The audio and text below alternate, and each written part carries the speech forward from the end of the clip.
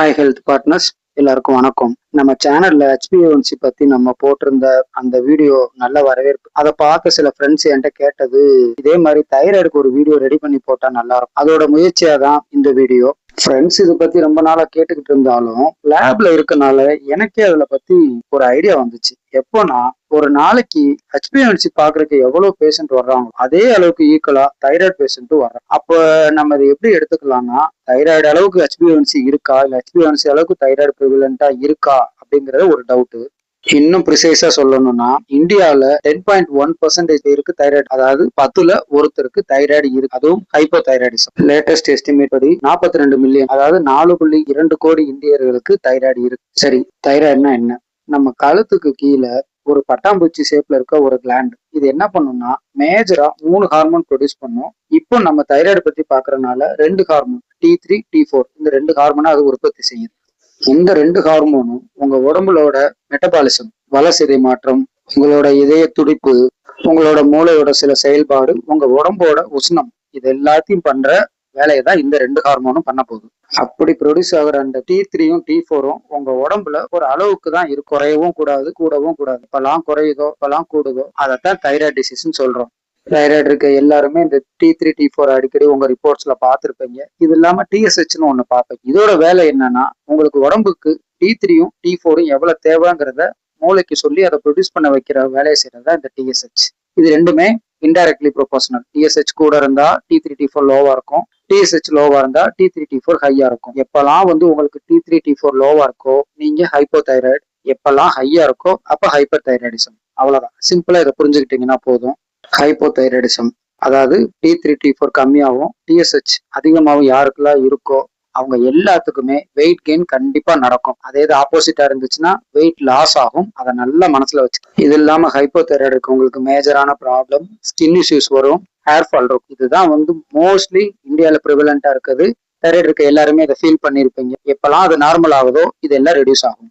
இப்போ தைராய்டு பத்தி பேசிக்கா எல்லாருக்கும் ஒரு அவேர்னஸ் கிடைச்சிருக்கும். இப்பதான் மெயினான பாயிண்ட்டுக்கு வர்றோம். அப்படி தைராய்டு எனக்கு வந்துருச்சு, ஹைப்போதைராய்டிசமோ ஹைப்பர் தைராய்டு, அதை எப்படி நான் கண்ட்ரோல் பண்ண போறேன், அதுதான் இன்னைக்கான மெயினான டாபிக். வாங்க டாபிக்ல வேகமா போகலாம். உங்களுக்கு தைராய்டு இருக்குன்னு ஐடென்டிஃபை பண்ணதுக்கு அப்புறம் கொடுக்கப்படுற மாத்திரையை எப்பயுமே காலையில வெறும் வயிற்றுல போடும்போது எந்த டயத்துல போடுறீங்களோ மேக்சிமம் எல்லா நாளும் அதே டயத்துல போட பாருங்க.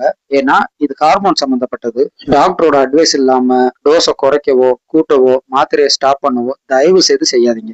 ரெண்டாவது, நீங்க செய்ய வேண்டியது தைராய்டு மட்டும் இல்ல, பொதுவாகவே செய்ய வேண்டிய விஷயம் ஹெல்தி ஃபுட்ஸ் நிறைய ஆயிடும். மெயினா தைராய்டு ப்ராப்ளம் ஃபேட்டி ஃபுட்ஸ் நிறைய ஆயிடும். ஃபேட்டி ஃபுட்ஸ்னா சில மீன்கள், ஹோல் புரோட்டீன், ஹோல் கிரைன்ஸ், என்னென்ன உங்களால ஹெல்த்தியா சாப்பிடும் பேலன்ஸ்டு டயட்டா சாப்பிட்டு பழகிக்கிங்க. மூணாவதா, உங்க உடம்புக்கு தேவையான அயோடின் எடுத்துக்காக நீங்க தனியா சப்ளிமெண்ட்ஸா எடுக்கணும்னு அவசியம். நார்மலா எடுக்கிற அயோடின், இந்த அயோடின் இருக்க உப்பா பார்த்து தேவையான அளவு மட்டும் எடுங்க. என்னைக்குமே டாக்டர் பிரிஸ்கிரிப்ஷன் இல்லாம அயோடின் சப்ளிமெண்ட்ஸ் எடுக்க வேண்டாம். நாலாவது, ஒரு முக்கியமான தைராய்டோட நார்மல் செயல் 2 காம்பவுண்ட் ரொம்ப, செலினியம், இன்னொன்னு ஜிங்க். அந்த செலினியமும் ஜிங்க்கும் என்னென்ன ஃபுட்டு அதிகமா இருக்கோ அதை கொஞ்சம் எடுத்துக்கிங்க. என்னென்ன ஃபுட்டுங்கிறத ஸ்கிரீன்ல காமிச்சிருக்கேன், அதை கொஞ்சம் நோட் பண்ணி அந்த உணவை எடுங்க. இது உங்களோட தைராய்டுக்கும் சப்போர்ட் பண்ணும். அஞ்சாவது முக்கியமானது என்னன்னா, உங்களால முடிஞ்சா எக்ஸசைஸ், வாக்கிங்கோ, ஜாதோ ஒரு சின்ன ஸ்ட்ரெச்சோ பண்ண முடியாதவங்க யோகா பண்ணுங்க.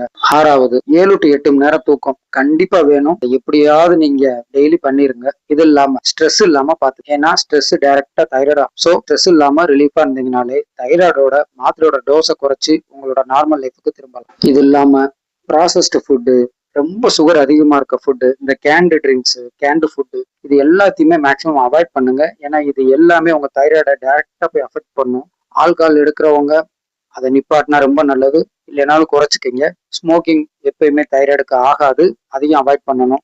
என்னடா ஸ்மோக்கிங்லாம் சொல்றேன்னு யோசிக்க வேண்டாம். தைராய்டு லேடிஸ்க்கு மட்டும் வரும்னு என்ன இருந்தா தயவு செய்து அதை அழிச்சிருங்க. மெஜாரிட்டியா இப்போ ஜென்ஸுக்கும் தைராய்டு அதிகமா வந்துகிட்டு இருக்கு. நிறைய பேர் செக் பண்றது இல்ல, பண்றவங்க நிறைய பேருக்கு தைராய்டு ஹைப்போவோ ஹைப்பரோ ஜென்ஸுக்கும் இருக்கு. அதனாலதான் அந்த பாயிண்ட சொன்னேன். இது இல்லாம ஒவ்வொரு தடவையும் நீங்க டோஸ் மாத்தும் போது ரெகுலரா TSH, T3 T4 இல்ல டாக்டர் சம்டைம் ஃப்ரீ தைராய்டு சொல்லுவாங்க, எது சொல்றாங்களோ அதை ரெகுலரா செக் பண்ணிக்கிங்க. செக் பண்ணாம மாத்திரை டோஸை மாத்த முடியாது. உங்களுக்கே ஏதாவது ஒரு அப்நார்மாலிட்டி தெரியுதுனாலும் உடனே உங்களோட TSH லெவலை மட்டுமாவது ரெகுலரா செக் பண்ணிக்கிங்க. நமக்கு ஒரு நோயோ ஒரு சிம்டமோ வந்தா அதோட போய் சண்டை போடக்கூடாது. கூட கொஞ்சம் கொஞ்சமா அட்ஜஸ்ட் பண்ணி அதுல இருந்து எப்படி வெளியே வரணுங்கிறதா புத்திசாலித்தனம். தைராய்டை பொறுத்த வரைக்கும் நீங்க ரெகுலரா மேல சொன்ன அந்த 7 ஹேபிட்டை பின்பற்றினாலே அவங்களோட டோசேஜ் லெவலை குறைக்கலாம், மாத்திரையோட ஃப்ரீக்வன்சியை குறைக்கலாம். ஏன் நிறைய பேர் மாத்திரையே வேண்டான்னு ஸ்டாப் பண்ணவங்க எல்லாம் இருக்காங்க. அந்த மாதிரி கூட மாறலாம். இது இல்லாம சில பேருக்கு பிரசவத்தப்ப குழந்தை பிறக்கிறப்ப மட்டும் தைராய்டு வரும். அது எல்லாமே ரிவர்சிபிள் தான். கொஞ்ச நாள்ல அவங்க அந்த மாத்திரை எடுத்துட்டு சரியாயிரும். So thyroid is a manageable disease. அதனால அதை பத்தி யாரும் ரொம்ப போட்டு குழப்பிக்க வேண்டாம்.